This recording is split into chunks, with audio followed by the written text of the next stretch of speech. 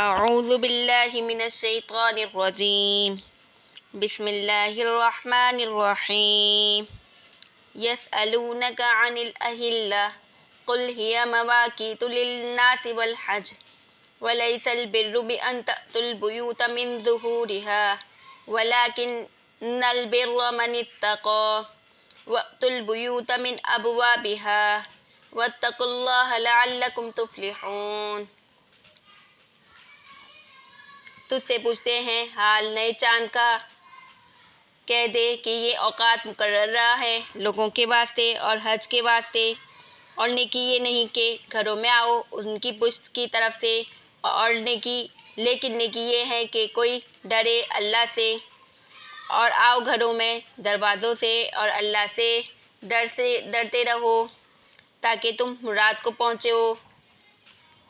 وَقَاتِلُوا فِي سَبِيلِ اللَّهِ الَّذِينَ يُقَاتِلُونَكُمْ وَلَا تَعْتَدُوا إِنَّ اللَّهَ يُحِبُّ الْمُعْتَدِينَ۔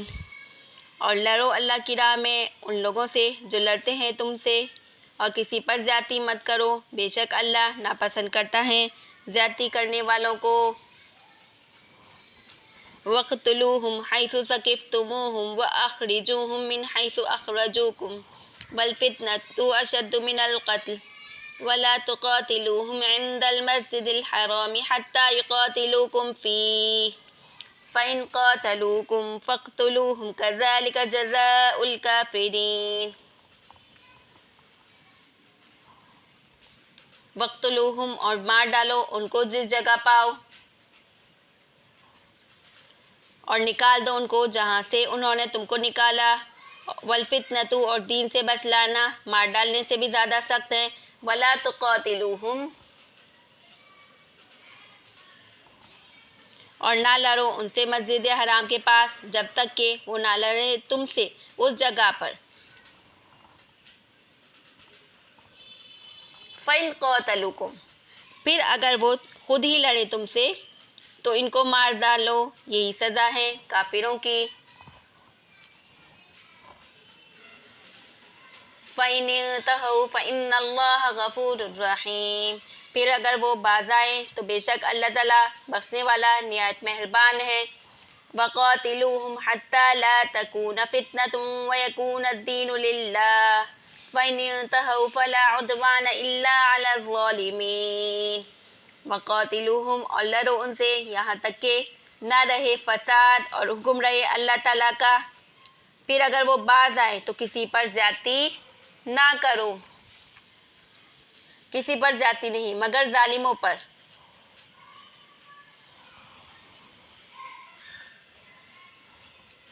الشہر الحرام بالشہر الحرام والحرمات قصاص فمن اعتدى علیکم فاعتدوا علیہ بمثل ما اعتدى علیکم واتقوا اللہ واعلموا ان اللہ مع المتقین۔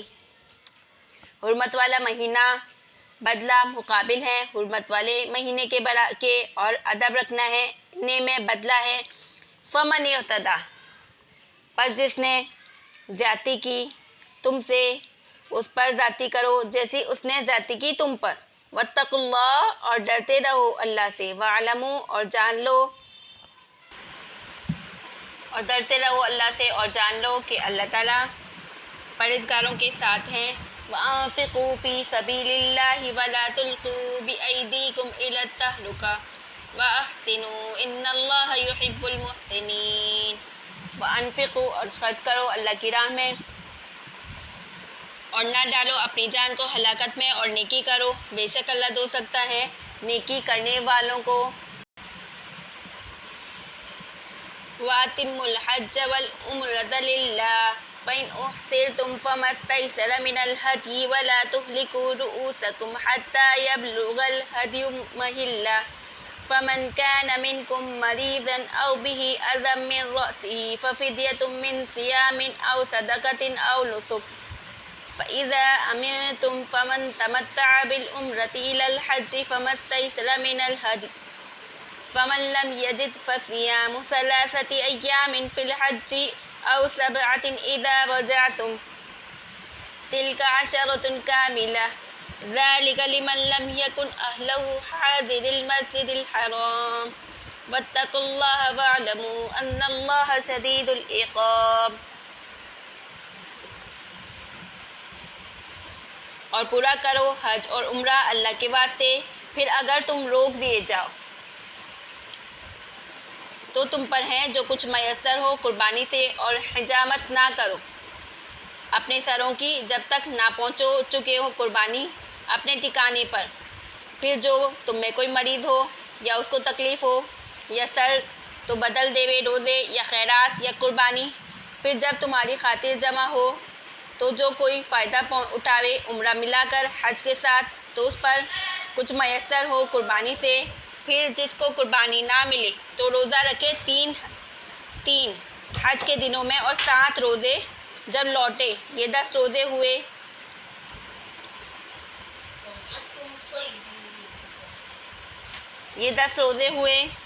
اور یہ حکم اس لیے ہے جس کے گھر والے نہ رہتے ہو مسجد الحرام کے پاس۔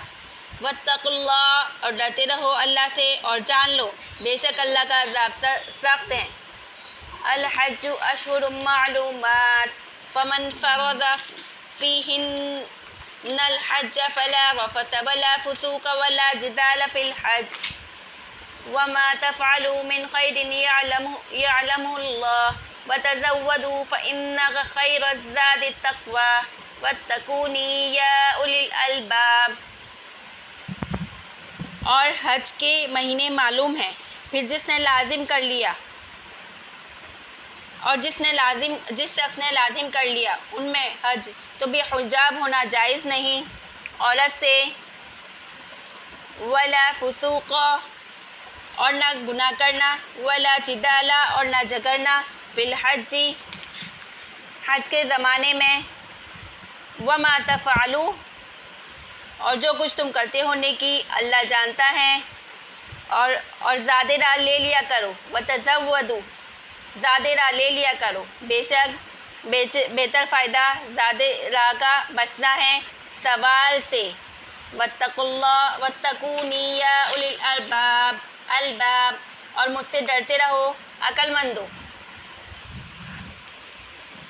لیس علیکم جناح ان تبتغوا فضلا من ربکم فإذا أفضتم من عرفات فاذكروا الله عند المشعر الحرام واذكروه كما هداكم وإن كنتم من قبله لمن الضالين۔ کچھ گناہ نہیں تم پر کہ تلاش کرو فضل اپنے رب کا، پھر جب طواف کے لیے لوٹو عرفات سے تو یاد کرو اللہ کو نزدیک مسجد الحرام کے، وَاذْكُرُوهُ اور اس کو یاد کرو جس طرح تم کو سکھایا، وَإِن كُنتُم مِّن قَبْلِهِ لَمِنَ الضَّالِّينَ اور بے شک تم تھے اس سے پہلے ناواقف۔ ثُمَّ أَفِيضُوا مِنْ حَيْثُ أَفَاضَ النَّاسُ وَاسْتَغْفِرُوا اللَّهَ إِنَّ اللَّهَ غَفُورٌ رَحِيمٌ۔ پھر طواف کے لیے پھر جہاں سے سب لوگ پھریں اور مغفرت چاہو اللہ سے، بے شک اللہ پاک بخشنے والا مہربان ہے۔ فَإِذَا قَضَيْتُم مَّنَاسِكَكُمْ فاذكروا اللَّهَ كذكركم آباءكم أو أشد ذكرا ومن الناس من يقول ربنا آتنا في الدنيا وما له في الآخرة من خلاق۔ پھر جو کوئی آدمی کہتا ہے اے ہمارے رب دے ہم کو دنیا میں اور اس کے لیے آخرت میں کچھ حصہ نہیں، خلاق کچھ حصہ نہیں۔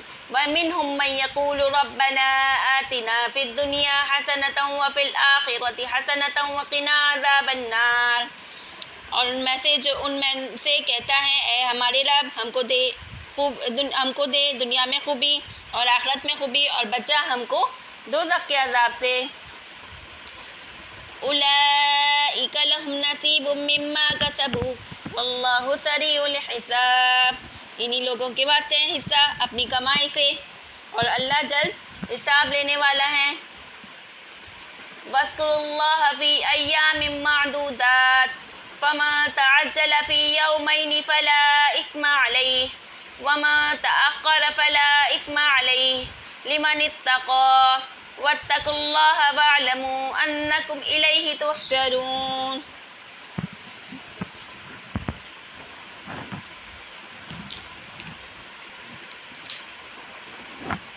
انہی کے واسطے حصہ ہیں اپنی کمائی سے، اور اللہ ہے جلد حساب لینے والا.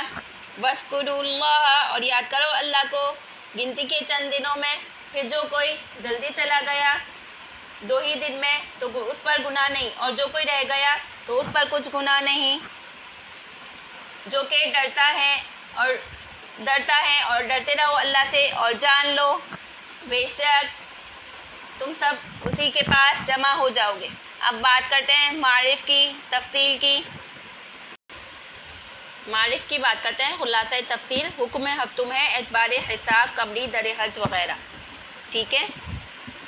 یسألونک عن الاہلہ سے حج کی تفصیل کا آغاز کرتے ہیں ہم. بعض آدمی آپ سے چاندوں کے ہر مہینے گھنٹے بڑھنے کی حالت اور اس میں جو فائدے ہیں اس کے متعلق تحقیقات کرتے ہیں.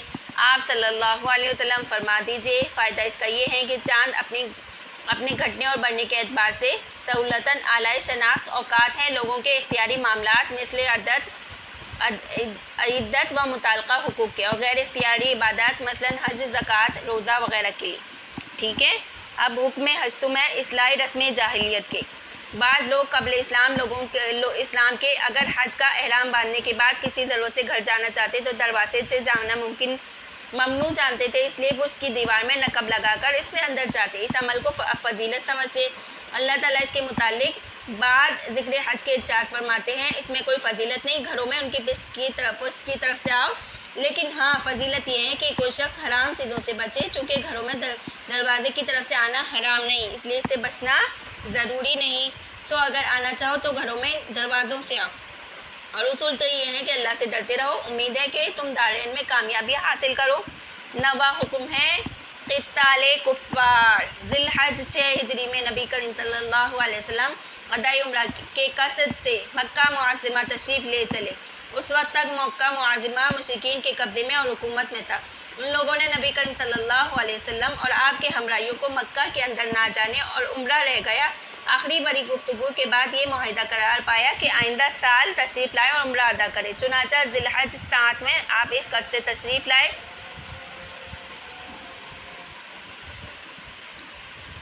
لیکن آپ صلی اللہ علیہ وسلم کے ساتھی مسلمانوں کو یہ اندیشہ ہوا کہ شاید مشرکین اپنا معاہدہ پورا نہ کرے اور آمادہ مقابلہ و مقاتلہ ہو جائے، تو ایسی صورت میں حالت میں سکوت مسلط ہے، اور اگر مقابلہ کیا جائے تو ذی القعدہ میں قتال لازم آتا ہے. اور یہ مہینہ منجملہ ان 4 مہینوں میں سے جن کو اشہر الحرم کہا.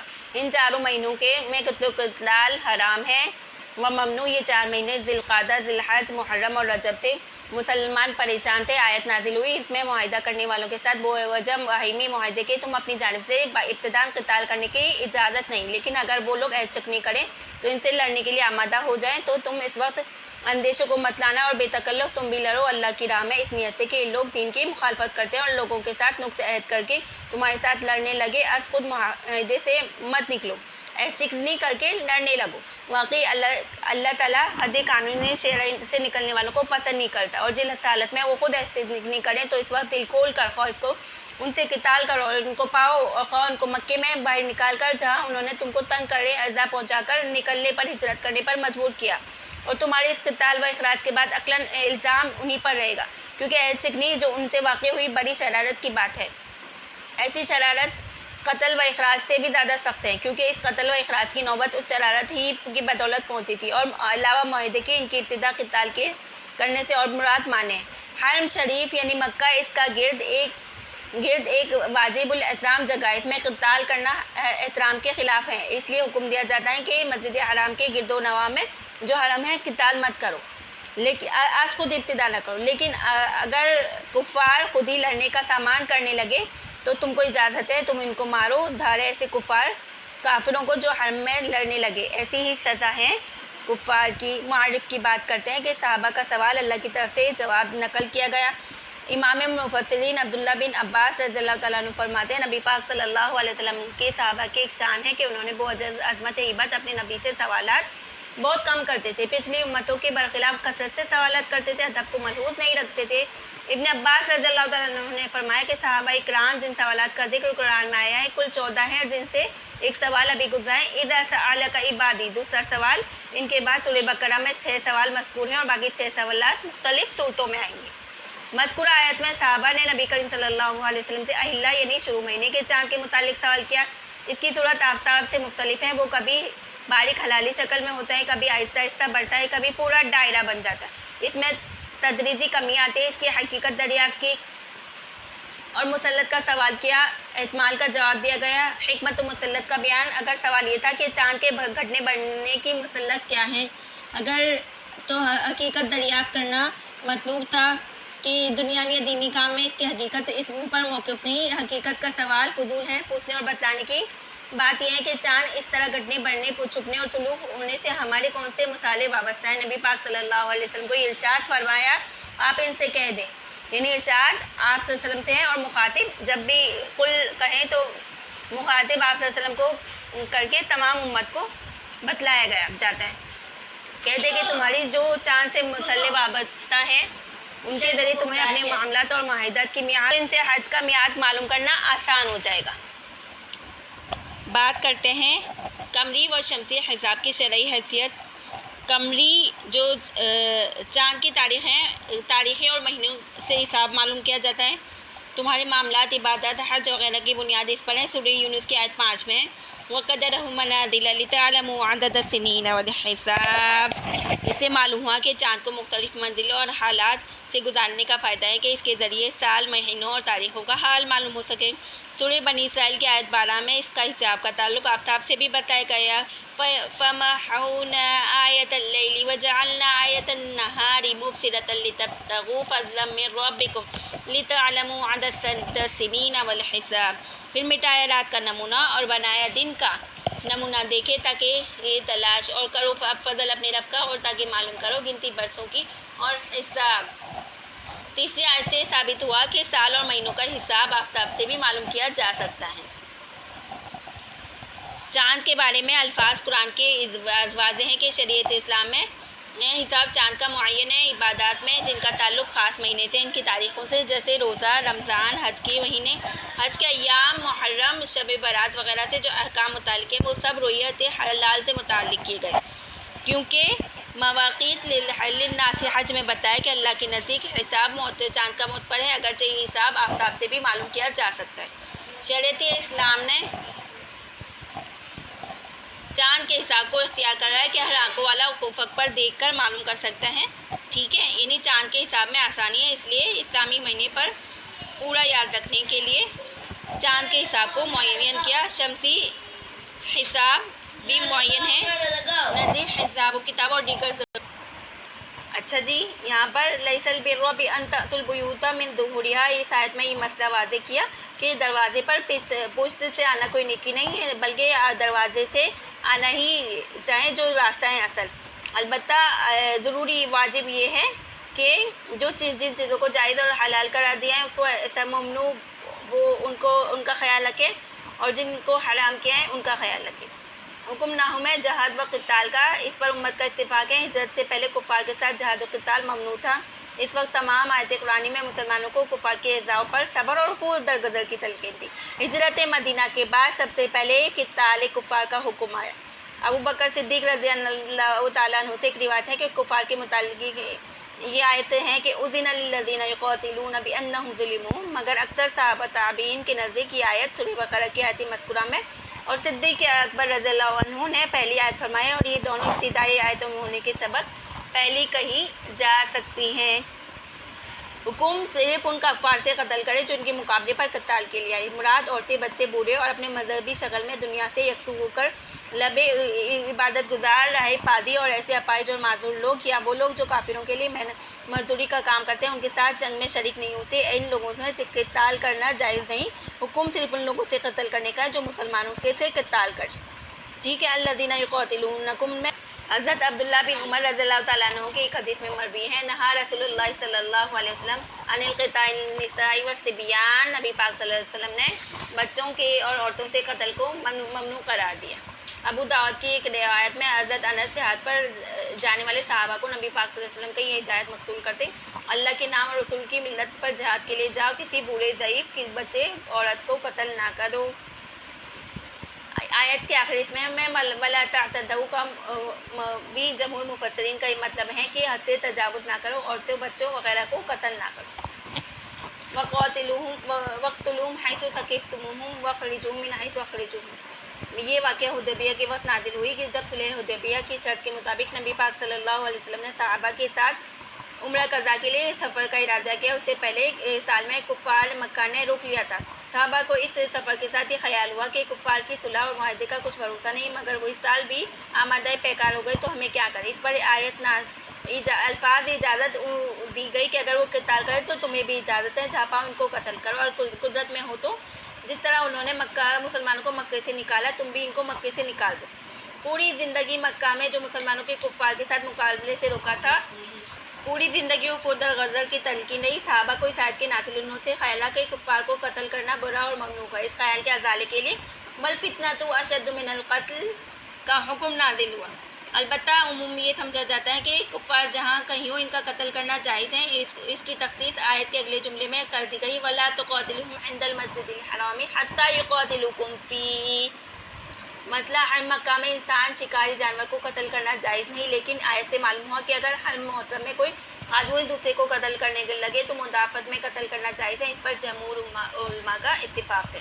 اس سے معلوم ہوا کہ ابتدائی جہاد و قتال کی ممانعت صرف مسجد حرام کے آس پاس حرم مکہ کے ساتھ مخصوص ہے۔ دوسرے مقامات جہاں دفاعی جہاد ضروری ہے، ابتدائی جہاد و قتال بھی درست ہیں۔ پھر اگر وہ باز آ جائیں تو اللہ پاک بخشنے والا مہربان، ٹھیک ہے۔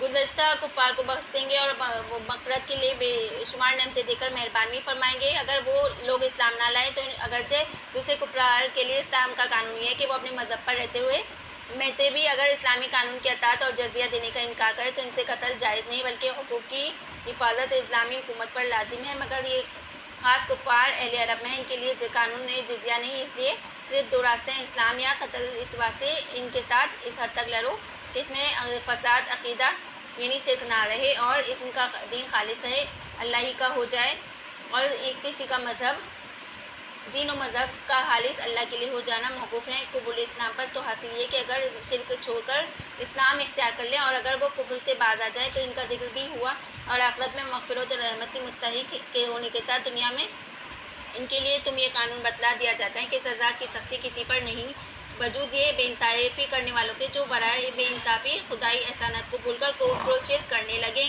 جب یہ لوگ اسلام لے آئیں تو بے انصاف نہ رہے، لہٰذا ان پر سزا قتل کی سختی نہیں۔ اور مسلمانوں تم یہ خیال ہے کہ کفار مکہ اپنے عہد پر قائم نہ رہے تو شہر حرام یعنی ذی القعدہ میں ان سے لڑنا پڑے گا، سو اس سے بے فکر رہو کیونکہ حرمت والے مہینہ تم کو قتال کفار سے مانع ہو سکتا ہے، بعوض اس لیے کہ حرمت والے مہینے کے سبب وہ تم سے قتال نہ کریں، اور وجہ یہ کہ حرمتیں تو عوض معاوضہ کی چیزیں ہیں، سو جو تمہارے ساتھ ان کی حرمتوں کی رعایت کرے تم ان سے رعایت کرو، اور جو رعایت نہ کرے زیادتی کرے کی ہیں ان سے احکام مذکورہ کے برتاؤ میں اللہ سے ڈرتے رہو، کسی حد میں قانونی تجاوز نہ ہونے پائے، اور یقین کرو اللہ تعالیٰ اپنی عنایت اور رحمت ان ڈرنے والوں کے ساتھ ہوتے ہیں۔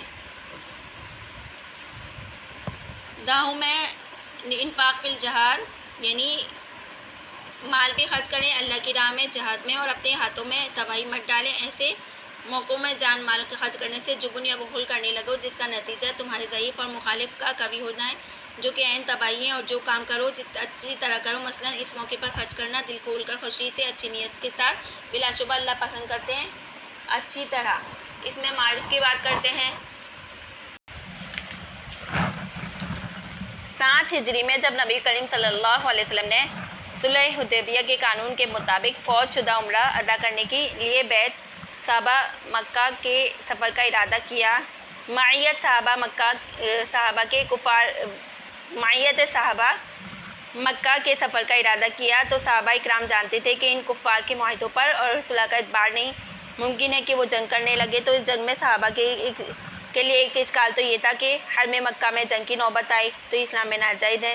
جواب اس لیے آیت میں دے دیا گیا، حرم مکہ کی حرمت مسلمانوں پر لازم ہے، لیکن اگر کفار حدود حرم میں مسلمانوں سے جنگ کریں تو مضاعفت کی گنجائش ہے۔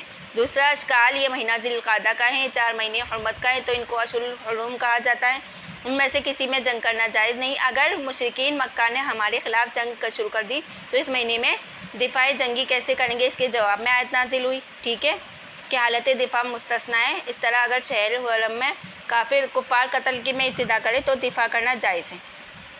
10واں حکم، جہاد کے لیے مال خرچ کرنا۔ وَأَنفِقُوا فِي سَبِيلِ اللَّهِ، مسلمانوں پر لازم ہے کہ جہاد کے لیے بقدر ضرورت اپنے اموال بھی اللہ کی راہ میں خرچ کریں۔ فقہاء نے یہ حکم نکالا کہ مسلمانوں پر زکوٰۃ فرض کے علاوہ دوسرے حقوق جائز ہیں، مگر وہ دائمی ہیں اور نہ ان کے لیے کوئی نصاب اور مقدار معین ہے، بلکہ وہ جتنی ضرورت ہے وہ سب کا انتظام کرنا مسلمانوں پر فرض ہے، اور ضرورت نہ ہو تو کچھ فرض نہیں۔ جہاد کا خرچ بھی اسی میں داخل ہے، ٹھیک ہے۔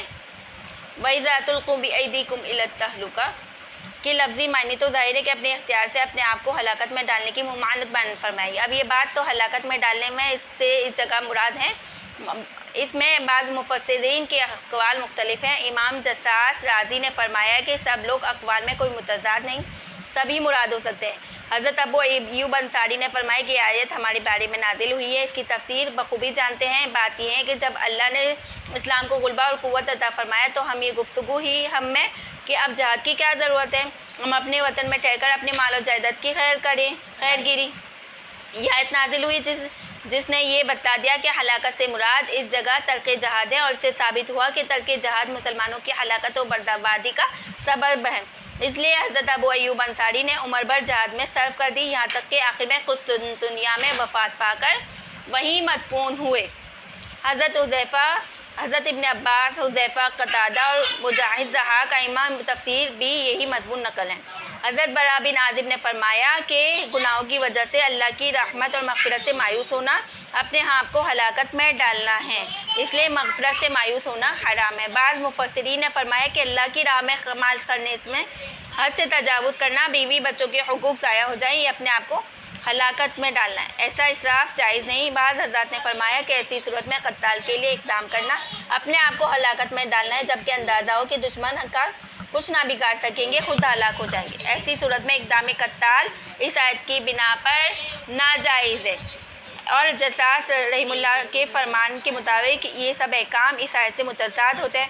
وَأَحْسِنُوا إِنَّ اللَّهَ يُحِبُّ الْمُحْسِنِينَ، اس جملے میں ہر کام کو اچھی طرح کرنے کی ترغیب ہے، اور کام کو اچھی طرح کرنا جس کو قرآن میں احسان کے لفظ سے تعبیر کیا، دو طرح کا ہے، ایک عبادت، دوسرے آپس کے معاملات و معاشرت ہیں۔ عبادت میں احسان کی تفسیر جبرائیل علیہ السلام میں خود نبی کریم صلی اللہ علیہ وسلم نے یہ فرمائی ہے کہ جس طرح عبادت کرو جس طرح تم اللہ کو دیکھ رہے ہو، اگر یہ درجہ حاصل نہ ہو تو کم از کم یہ اعتقاد لازم ہو کہ اللہ تمہیں دیکھ رہا ہے۔ معاملات و معاشرت میں احسان کی تفسیر مسند احمد میں بروایت حضرت معاذ رضی اللہ تعالیٰ عنہ اور نبی کریم صلی اللہ علیہ وسلم نے یہ فرمائی ہے کہ تم سب لوگوں کے لیے وہی پسند کرو جو اپنے لیے پسند کرتے ہو، اور جس چیز کو تم اپنے لیے برا سمجھتے ہو دوسروں کے لیے برا سمجھو۔ ابھی نیکسٹ درس میں اس کی تفصیل کرتے ہیں۔ وَأَتِمُّوا الْحَجَّ وَالْعُمْرَةَ لِلَّهِ۔